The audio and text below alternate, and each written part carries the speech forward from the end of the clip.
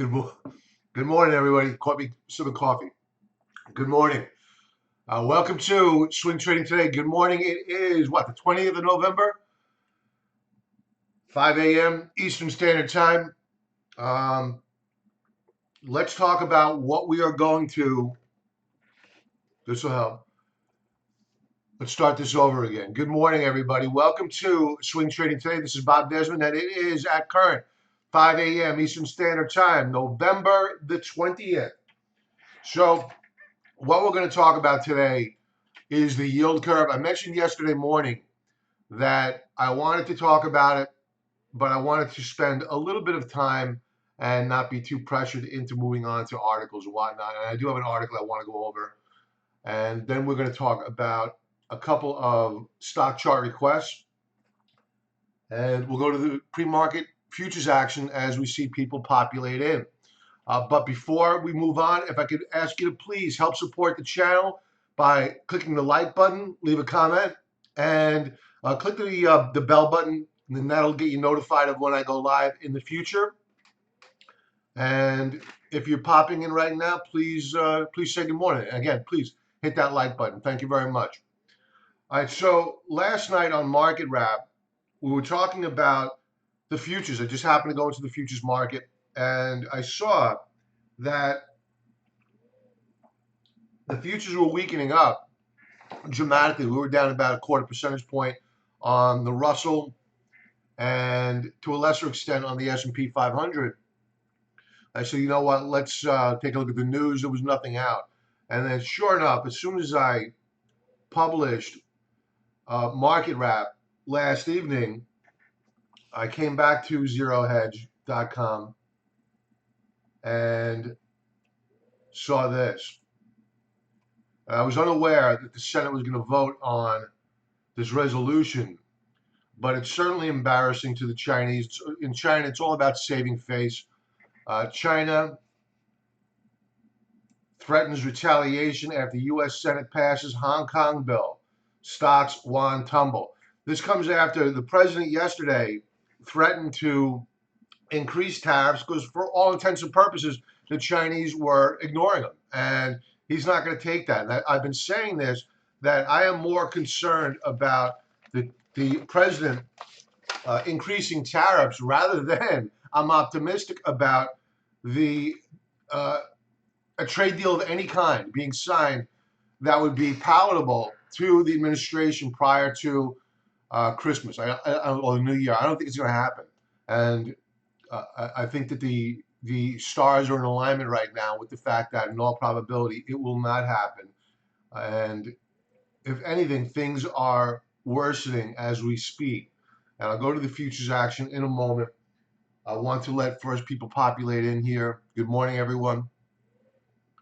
And this is what's driving the market. This article here, and there's no need to go into great detail about the details of the article. Looks like Marco Rubio may have been one of the leads on this legislation. It was probably bipartisan. So it's not it's more pressure on the Chinese, and this is not what they like. They're suspicious of us creating this Hong Kong fiasco as it is, and we're probably responsible for it. So not good for trade relations, in short, and not good for the stock market if you believe. Hey, good morning, Raymond. Welcome.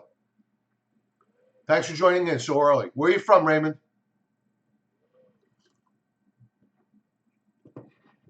If you believe that China is, in fact, the reason why the stock market is. Good morning, RL. Sam, good morning.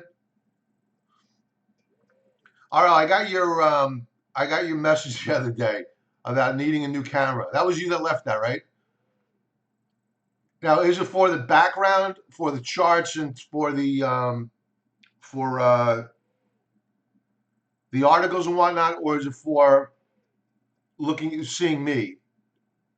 Because I use a screen share software. And oh, Georgia.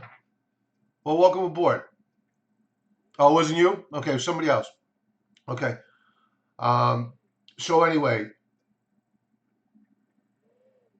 the China news is not good. I don't believe that this is the reason why the stock market has been breaking out. The positive trade news, I think it's the Federal Reserve.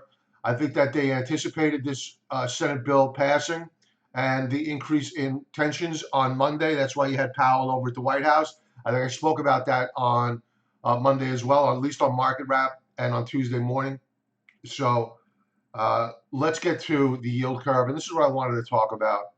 You know, back in the summer, the headlines were chock full of news about, even before the summer, going back into the fall, you had the shorter duration bonds, which had been inverting. The shorter duration bonds were paying more than the longer duration. That's not supposed to happen.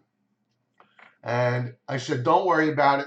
Worry about it when you begin to see the 2-year trade.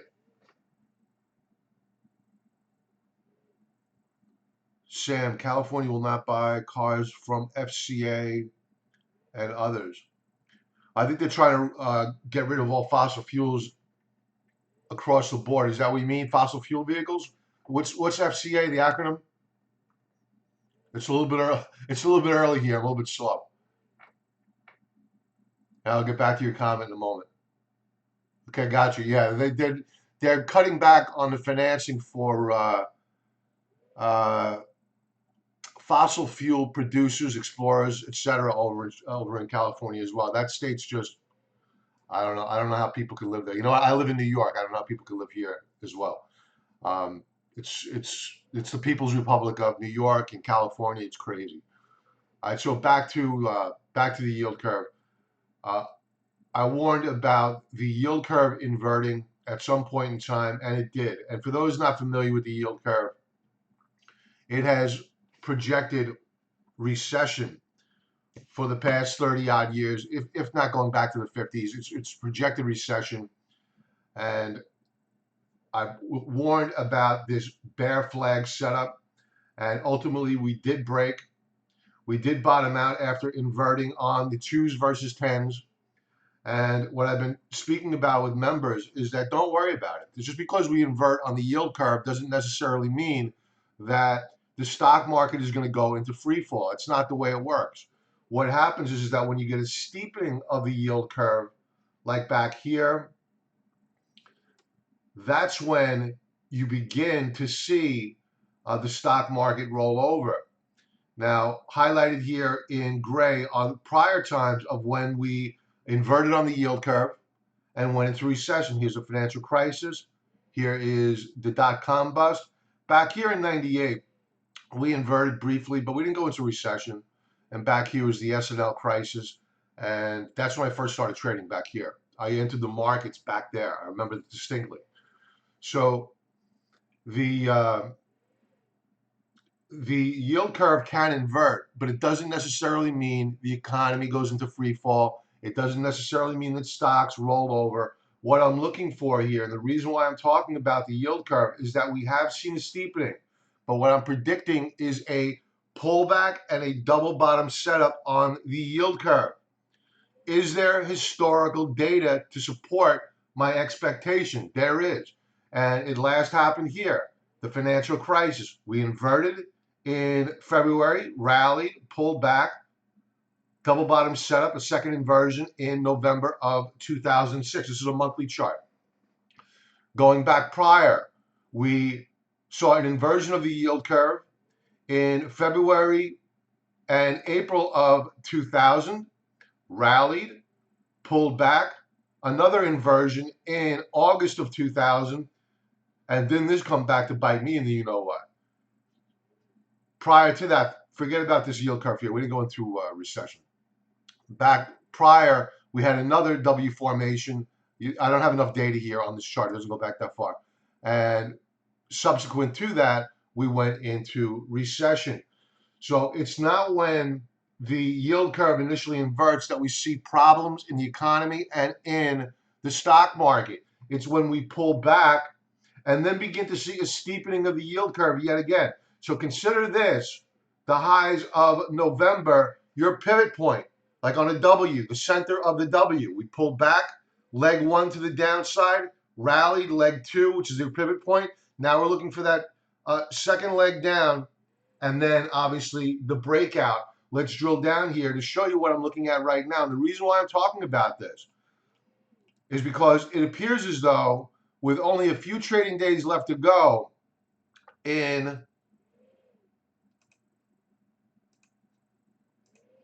the month, we have rallied up and into prior resistance. That prior lower band of the bear flag setup is now acting as resistance, as noted by the topping tail on top of this candlestick.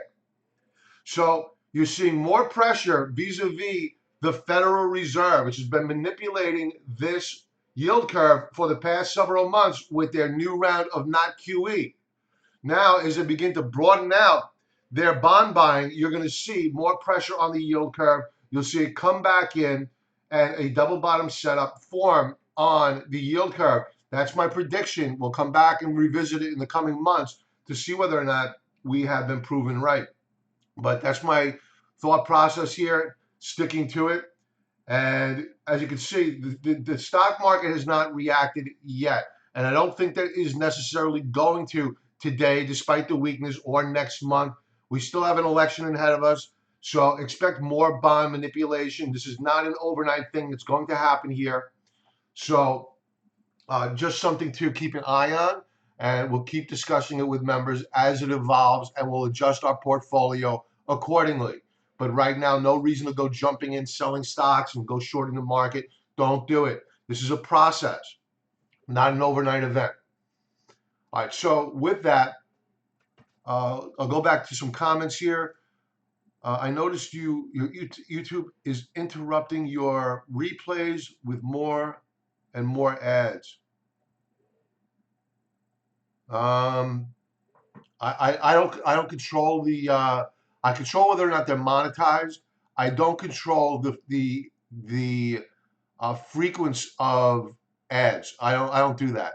I know that you can time the ads. I don't go in. Maybe you can. I'm not that smart with YouTube and ads. I just maybe it is. It depends upon likes, and YouTube is just promoting it more and more. So you may be able to add more ads, but I wouldn't do that. I would just go with whatever YouTube suggests. Sam, market moves I have not. Yeah. Oh, you're replying back to RL. Okay. By the way, I tried to short on CAT on 148 target Fibonacci's, but I am nervous on fourth chart right now. So Caterpillar, I was short a Caterpillar.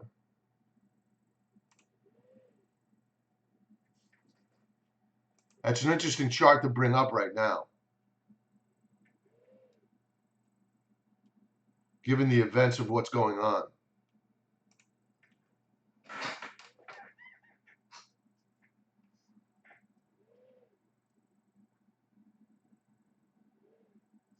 Before I segue into Caterpillar, thank you for the comment on YouTube ads. And if you have any feedback, I really embrace feedback. You know, leave a comment in the box. I don't care if it's public or not. If you don't want to leave it public, send me an email, robert@thecontrariantrader.com, and I certainly embrace it. And the reason why I asked about the camera RL is because I was looking for more feedback. Is the image of the chart blurry, or am I blurry? Do I need a better camera?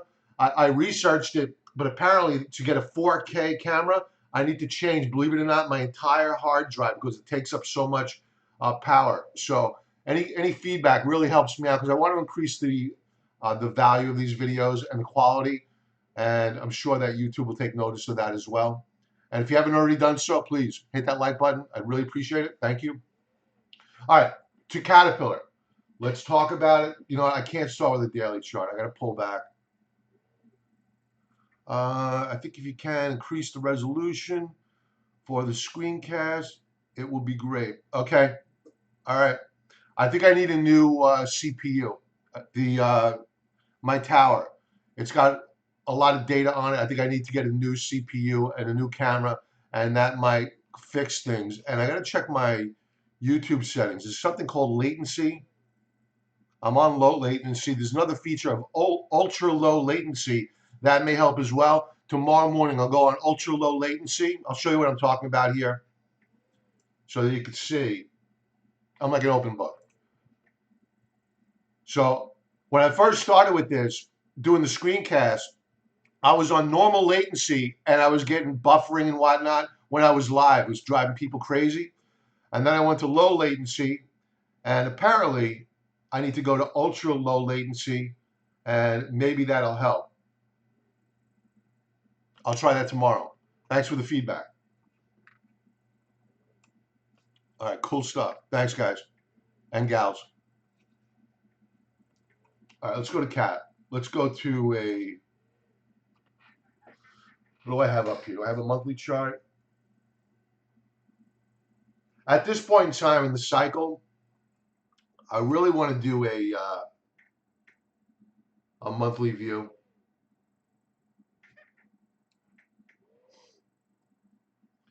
So certainly not a chart that is broken as of yet,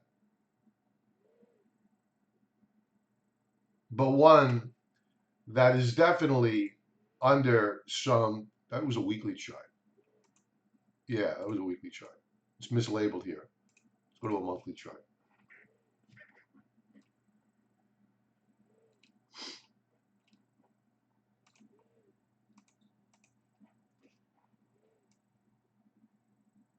And I have a couple of chart requests that I need to go over as well.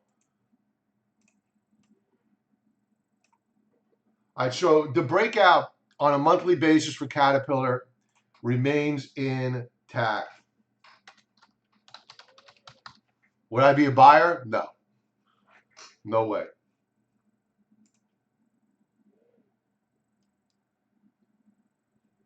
So we broke out this month.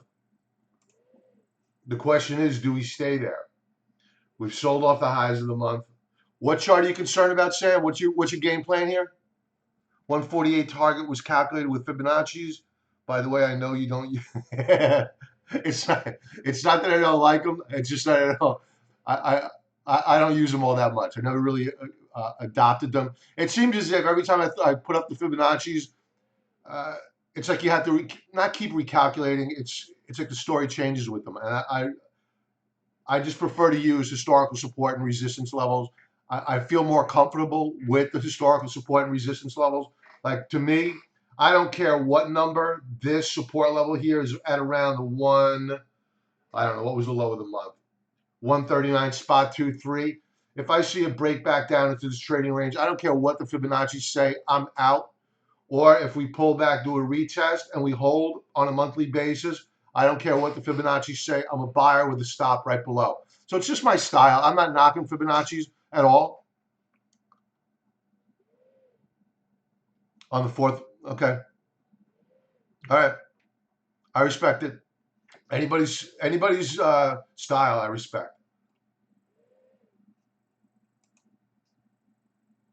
So you're liking it on the upside. Well, you have the monthly chart of Cat, which is up. Your news cycle is not favorable. I mean, the week before last, yeah, you had a favorable news cycle. This week, your news cycle is horrible. So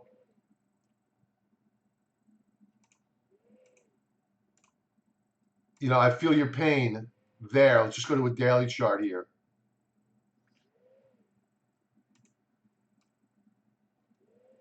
And then we'll go to the pre-market activity. I do have a stock chart request I need to get to.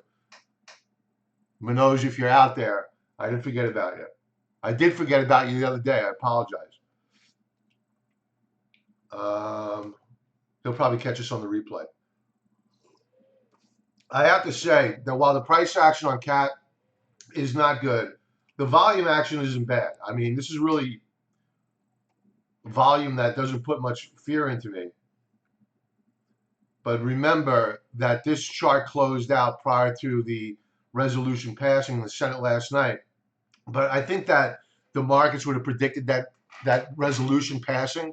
So I don't know how much is priced in. What the futures market will tell us more in a moment. I mean, the markets needed to know about that. Let's bring up VIAB. So I wouldn't go buying CAT. Oh, this is Viacom. This is for a stock request for the Stokes. The Stokes, the Stokes don't look that bad. So, you know, if they were here's what I would be looking for here on Stokes, and then we'll go to Viacom. I think that there's a possibility. It all depends on how we close out the day today. Obviously, there's a possibility that we hold support here. We bounce around a bit because Stokes appear to be flattening out a bit. RSI is putting in lower highs and lower lows.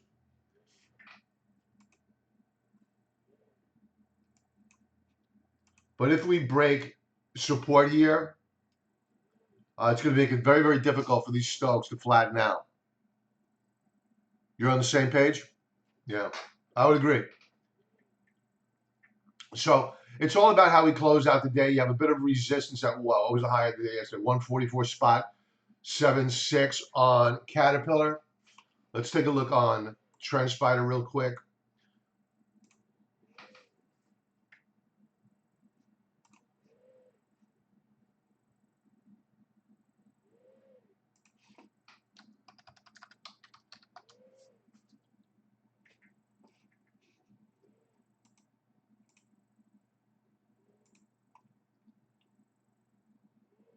Yeah, implying the same on Stokes. Not much in terms of support below until you get down to, let's go to a weekly view.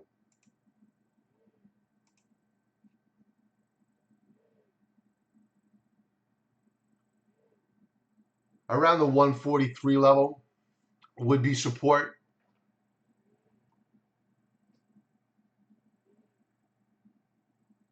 By the way, Baba, 26 November.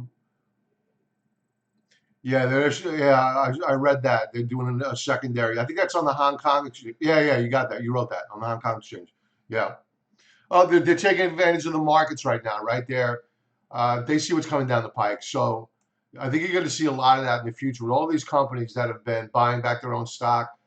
At some point in time, they're going to be looking to sell that stock, especially as yields rise and they need cheap money. They'll just go to the markets and dilute their shares. So let's move on to Viacom.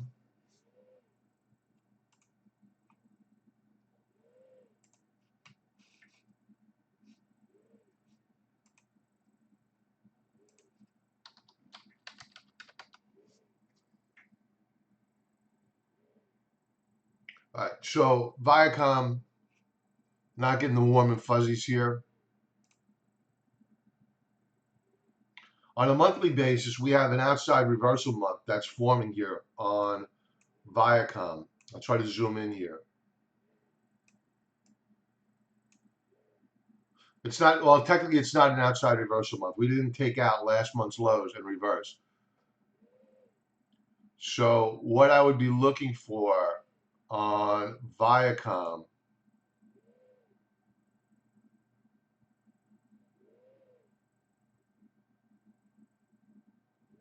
you've had resistance form over the past several months at the 26.88 level on Viacom. It was support here in August. First, let me go back. It was support in December, then again in August. It broke in October. Sorry, in September. October, we tried to rally, try to recapture, failed. And this month, no new monthly low, which is a positive, but we're struggling to try to recapture that support level. So the jury's out. We're very close to the end of the month. We were above resistance. We have failed to recapture. I wouldn't be a buyer here of Viacom. RSI hooking up, but no trend whatsoever. You know, I look at its RSI like this, And I worry that this attempt to recapture prior support is going to fail. Stokes are in no man's land. So the monthly chart I do not like. Wouldn't be a buyer. On a weekly basis, we are down. We have put in a new weekly high, but we remain, again, in no man's land. I like to throw up the upper bands of resistance, lower bands of support, and we're putting in lower highs and lower lows. We're just shy of being in the lower quartile of the lower end of the trading range for Viacom. I don't like it on a weekly basis. Stokes are improving. RSI is improving, but no reason to go buying these shares. Daily chart for a swing trade, perhaps. I mean, these shares don't move much. Daily chart, outside reversal day. Yesterday, don't like it. I would avoid these shares.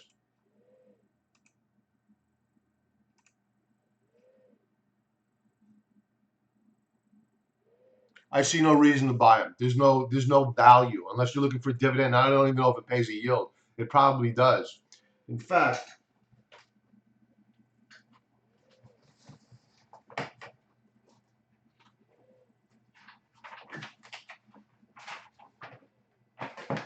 strange. My latest edition of Forbes, Shari Redstone, Sumner Redstone's daughter, who just took over this company. Interesting article in Forbes, if you're interested. So I see no reason whatsoever to go buying Viacom. I would avoid it like the plague. Let's take a look really quick. We have a couple of minutes left. I want to leave off with the stock market futures. They're weak this morning. I'm kind of dragging things along so that we get the most recent view of the futures before I sign off. I just want to go rolling through a few of the sectors that we like. I've been talking about LABU and the biotech sector. They are on a tear. And I think that in all probability, we're going to head higher, but we'll probably get a pullback here. So LABU is a watch ETF that we're looking at. It's a leveraged ETF, folks. So just be forewarned. And we spiked up higher yesterday, up and into resistance, last seen back here in July.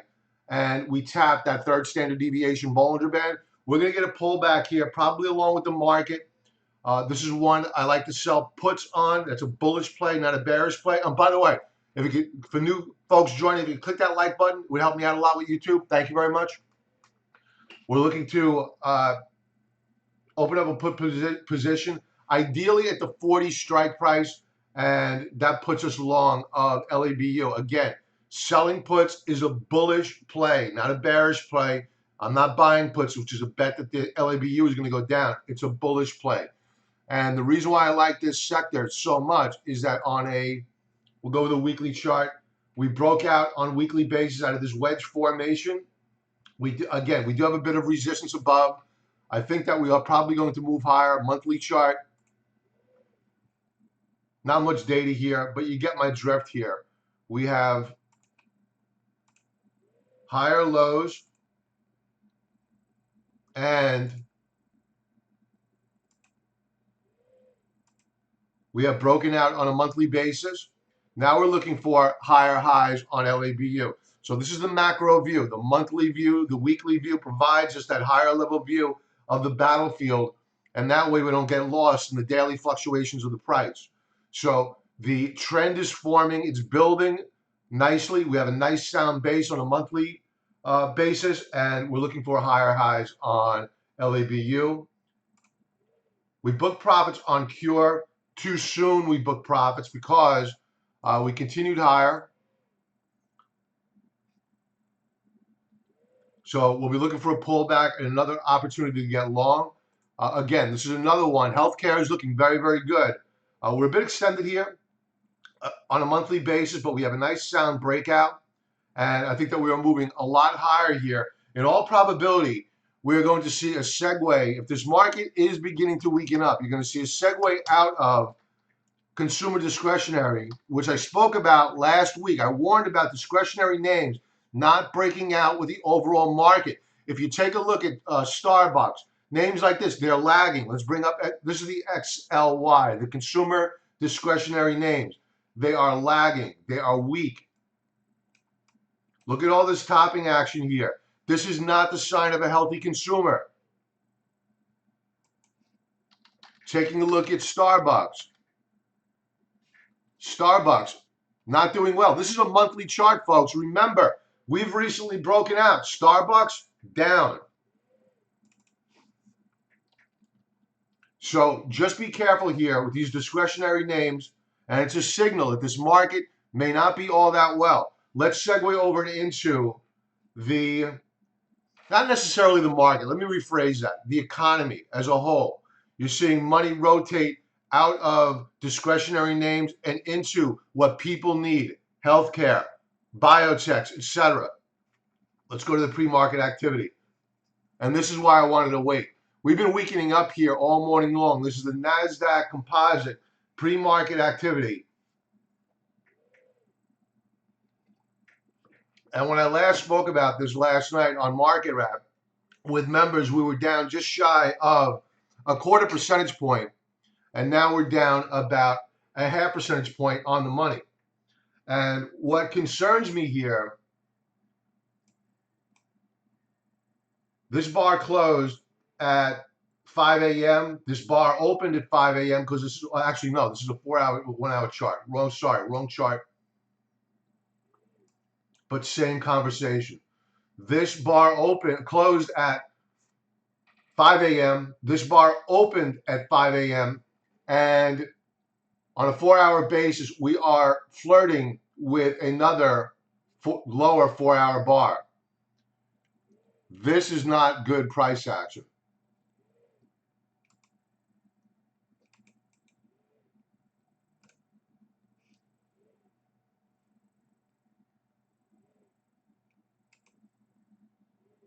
So members, we'll be touching base, especially on Market Wrap tonight. We want to watch and see how this market closes. I don't care what it does intraday. What matters is how we close this market out today. If we rally back and we close positive or well off the lows of the day, you know what? No change in current strategy. If we close at the lows of the day, you can bet that we will have a change to current strategy depending upon the amount of technical damage. So on this 4-hour chart, I'm looking for a break of support and or a breakout above this upper band of resistance. One of the two. So Nasdaq looking very, very weak here this morning. I had to reboot this earlier, so I don't have my charts primed. Let's go to the S&P 500.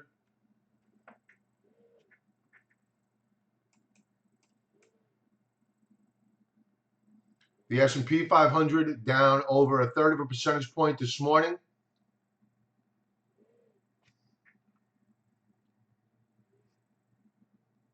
So Houston, we have some problems here.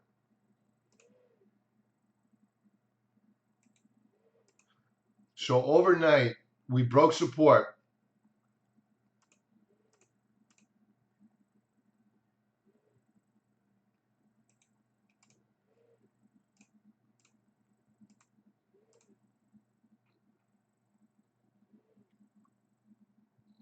MJ stocks up yesterday.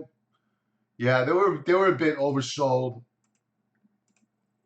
I don't think that we've seen the lows there yet. All right, so we're looking for a potential break here on the S&P 500.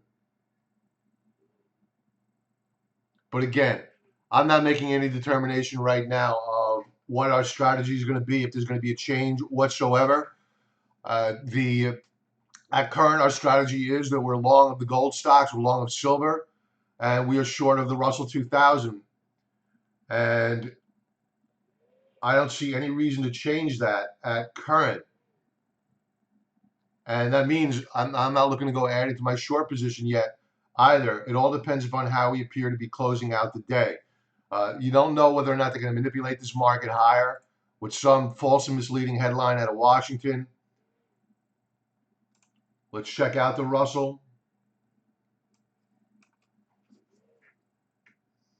We are down considerably here this morning, just shy of 3/4 of a percentage point. And for disclosure, we are short of the Russell 2000. Not a major position, but we are short. So depending upon how we close out the day, we may be leaning into the short side on the Russell 2000. Let's take a look at the US dollar. Again, 4-hour chart on the dollar. We're up this morning. We're off the highs of the session. And I would expect that gold is probably up, even though the dollar is up as well. Because the reason why the markets are weak right now is on geopolitical concerns, right? So when you have geopolitical concerns, you have fear, you see a flight to safety into bonds, into the dollar, and into gold. So let's check out gold and see how accurate we are, if we are accurate.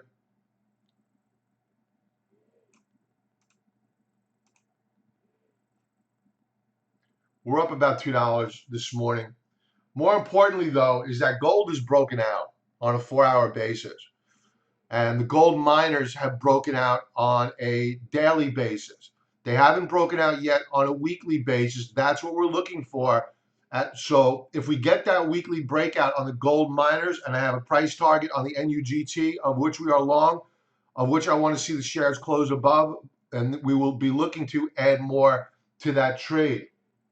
Getting back to gold for a second, on a 4-hour basis, which is a very short-term time frame, we have a breakout on a 4-hour basis above the 1474 level. You remember on swing trading, actually on Sunday Night Futures Live, I said the 1470 level, it was critical for us to close above.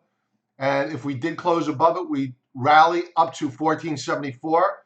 We've exceeded it. Now we're at 1476. And the next real resistance level for gold is at the 1500 level. And if we close above that, that would mean all sorts of good stuff for gold longs. So gold looking good this morning.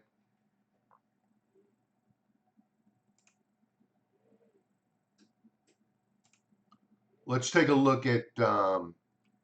Oil took it on the chin yesterday. And so did energy. And nat gas, forget about it. Tomorrow's Thursday, have the nat gas inventories report coming out, 10:30 a.m. Eastern Standard Time. I know a lot of people have been interested in UGAZ. It's broken down on a daily basis, folks, so be very, very careful with that ETF. It'll rip your face off. So Brent is rallying back here. We flashed a bullish reversal bar overnight, but we're still weak here on a macro view. Take a look at this chart on a weekly basis of oil. An outside reversal week.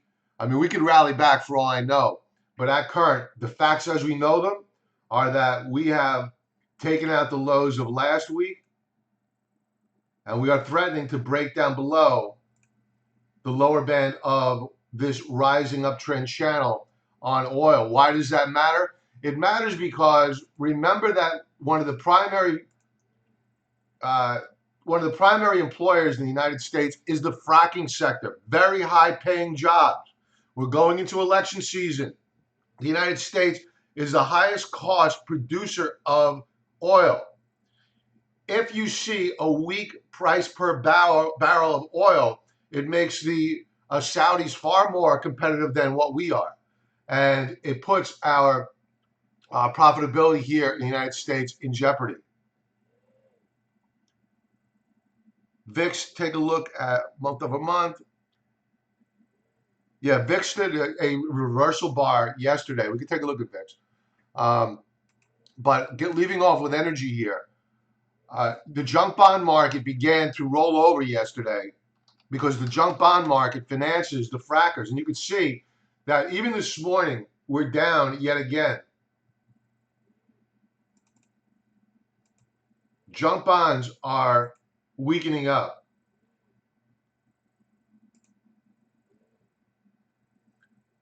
We're rolling over with like a rounding top on the junk bond market. And this is important stuff, folks. A lot of people don't pay enough attention to the junk bond market. Now, while we haven't broken down on a weekly basis below the lower band of support, we're threatening it. And if we break, look out below. We're getting a little bit long in the tooth here. I'm going to leave off with the VIX.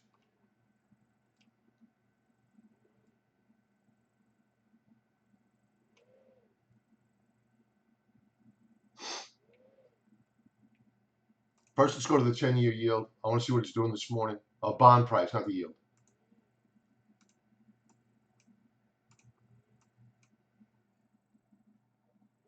All right, we're up and off the highs of the session. VIX.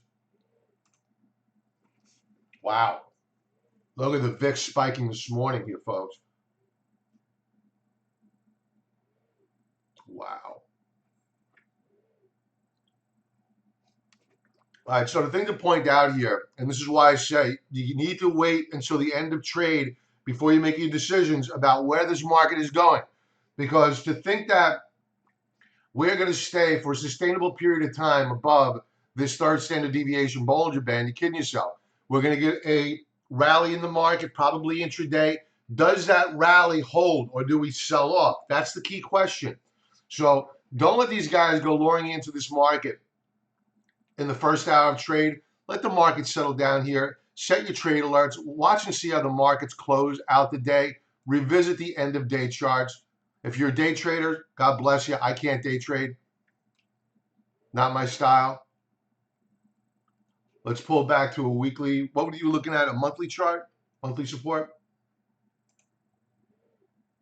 Well, you don't really need to take a look at the monthly chart here.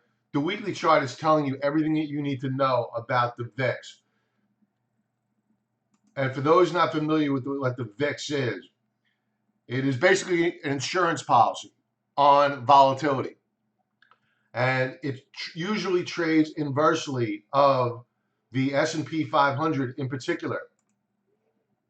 And traders will buy VIX options to hedge their long portfolio of the S&P 500. So if you see the VIX rallying, in all probability, you have the S&P 500 pulling back, which is exactly what it's doing this morning.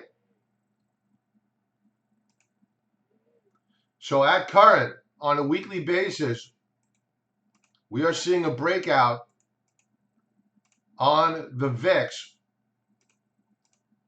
When you really begin to worry about this market is when we begin to break out above this primary upper band of resistance at around, let's call it the 18 mark on VIX. At current, we're at 15.55 on VIX. And there you have it. And note how these Bollinger Bands on a weekly basis are tightening up as well. We could be seeing some real signs of volatility coming, not just today, but in the coming days and weeks here, folks. And remember, December of last year was very, very bearish. So